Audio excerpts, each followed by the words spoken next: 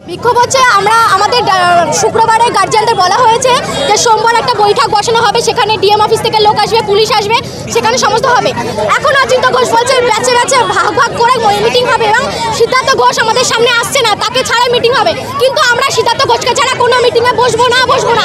আমরা চাই তার গ্রেপ্তার হোক। মিটিংটা হচ্ছে আমরা সেফ নই, সেখানে সিদ্ধার্থ ঘোষ যে সে ভুলটা করেছে সে এখনো স্বীকার করছে না, সে লুকিয়ে লুকিয়ে বাড়ছে, শনিবার পালিয়েছে, তাকে এখন আমরা দেখতে পাইনি। উনি রবিবার রাত্রেবেলা এসে আমাদের সাথে ফিজিক্যালি অ্যাবিউজিং করেছে, পুরো ড্রাঙ্ক অবস্থা, রাত 2টো অবধি। Doctor Kadambini Ganguly institute of nursing. এই নার্সিং কলেজে তোমরা যে পড়ছো সঠিক ইনফ্রাস্ট্রাকচার দেওয়া হয় না, এখানে ফ্যাকাল্টি নেই, আইএনসি অ্যাপ্রুভাল নেই, যেগুলো আমরা জানতাম না, আমাদের বলা হয়েছিল আইএনসি অ্যাপ্রুভাল আছে কিন্তু সেগুলো নেই। আমাদের হস্টেল পর্যন্ত নেই, পলিটেকনিকের নিচের তলায় আমাদের রাখা হয়, যখন তখন যে কেউ উপর থেকে নেমে আসতে পারে। আমরা কি করে বিশ্বাস করব, কি করে আমরা সেফ থাকবো? তোমরা কি নিরাপত্তাহীনতায় ভুগছো? হ্যাঁ অবশ্যই, আরজি করে যা ঘটেছে, তারপরে আমরা কি করে এখানে রাত কাটাবো? ওয়ার্ডেন হস্টেলে থাকে না, একটা বয়স্ক মাসিকে রাখা হয়। যদি আজকে সমস্যা না হতে আপনারা তোমরা কি করবে?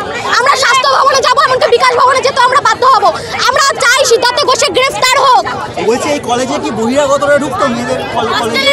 বহিরাগত বলতে বাইরের লোকজন ঢুকতো?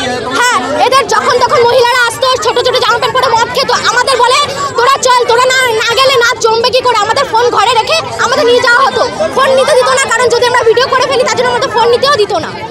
পুলিশ এসেছিল, ওরা টাকা খাইয়ে ফেলেছে। পুলিশ বলছে যে তোমরা আমাদের ডাকুনি, আমাদের কর্তৃপক্ষ ডেকেছে। পুলিশরা আমাদের কোনো কথা শোনেনি, উল্টা আমাদের উপর চোখরা নিয়ে বেরিয়ে গেছে। পিটানোর জন্য পুলিশ আসছে, এখনই আসছে, খবর এলো এক্ষুনি আমাদের কাছে। আসুক পুলিশ। তোমার নাম? আমার নাম প্রীতি ঘরামি, আমি জেএম ফার্স্ট ইয়ার স্টুডেন্ট।